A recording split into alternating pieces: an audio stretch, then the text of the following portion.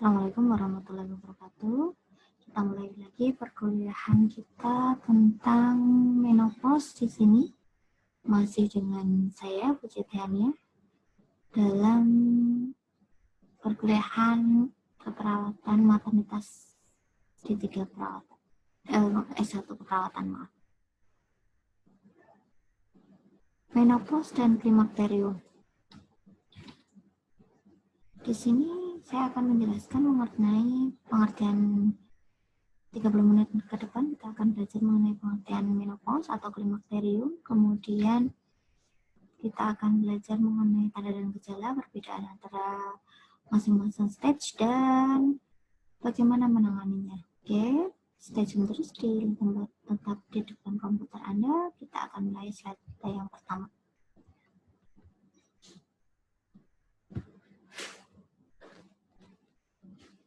Oke, pengertian menopause. Menurut WHO, menopause adalah berhentinya siklus menstruasi untuk selamanya atau menetap bagi wanita dengan menstruasi setiap bulan atau changing period. Kemudian penyebabnya adalah jumlah folikel yang selama ini terus tumbuh pada waktu menstruasi atau siklus reproduksi ini akan mulai menurun, sehingga sampai tidak ada lagi tersedianya folikel. Ini terjadi pada 12 bulan terakhir mengalami amenor.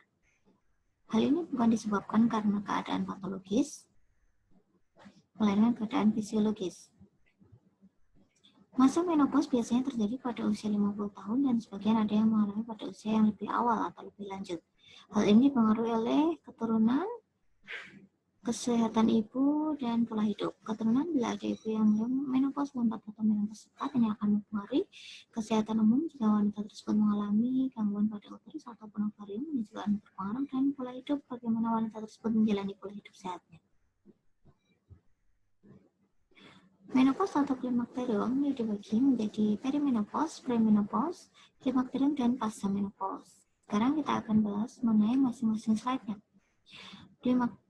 Sebenarnya kita awali dulu, yang pertama adalah kondisi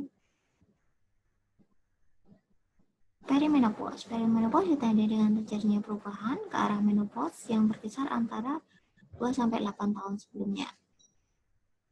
Kemudian kita akan melihat bagaimana klimakterium ini terjadi. Klimakterium adalah masa peralihan yang normal berlangsung beberapa tahun sebelum dan beberapa tahun sesudah menopause, kira-kira 2 tahun sebelum menopause berdasarkan keadaan, atau klimakterium berakhir pada usia 8 tahun sesudah menopause. Pada keadaan ini, kadar estrogen telah mencapai nilai yang rendah.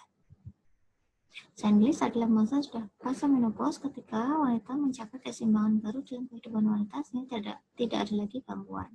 Ini kondisi hormonal yang menjelaskan tentang menopause itu terjadi. Kita lihat di sini, estrogen ini akan meningkat, kemudian dia akan menurun pada usia 50 tahun ke atas. Ini yang disebut dengan klimakterium. Sebenarnya estrogen ini sudah akan menurun untuk mencapai puncaknya ini pada usia kurang dari 50 tahun, sekitar 48 tahun, dan akan menetap pada usia kadar rendah pada usia sekitar 60 tahun, dimulai dari 55 tahun. Kadar FSH-nya Anda bisa melihat di sini. Seorang wanita bisa mengalami yang disebut dengan prematur menopause atau menopause dini, di mana wanita tersebut mengalami tanda-tanda menopause sebelum usia 40 tahun, baik secara alami maupun induksi oleh karena adanya tindakan medis. Gejala yang mirip dengan menopause adalah seperti hot flashes, gangguan emosi, sudah mulai labil, kekeringan pada vagina, serta penurunan gairah seksual. Wanita juga cenderung akan mengalami kejadian keropos tulang pada masa ini.